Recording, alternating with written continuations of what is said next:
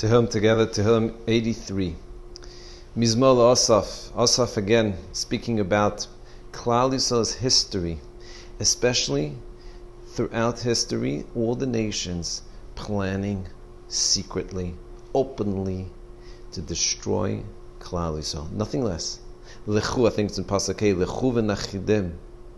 V'lo yizocher Shem Yisrael. There's nothing that ever changed. The nations out there want to wipe out Klal Yisrael. Make no mistake. It's not just Iran. It's been there in history from the time of Esav, Soines, Yaakov. And it won't stop until Mashiach comes. So what should we be thinking about when we're saying this Tehillim? The answer is that David HaMelech in this kapitel is really calling out to the Rabbeinu Shalom, please change their mind. And the end of this Tehillim, this kapitel says, V'yedu kish ata shimcha Hashem. Everyone should start recognizing your name, and it's amazing.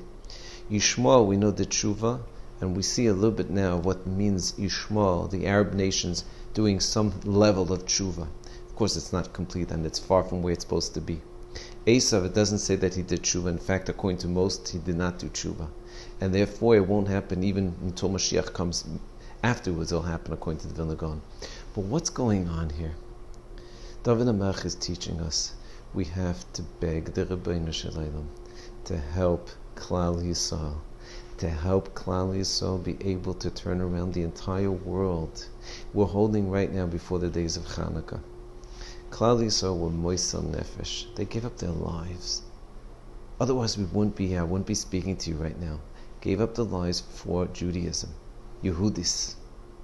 Amazing that her name is Yehudis. She gave up her life. She was willing to risk her life to save Yiddishkeit, to save Yehudim, Yehadut.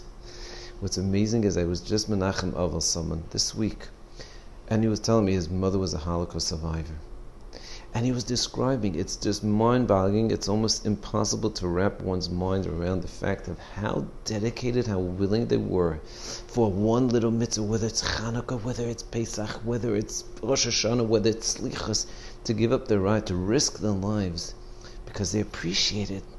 It was so deeply rooted in their mind what it means, Yiddishkeit, Yahadut.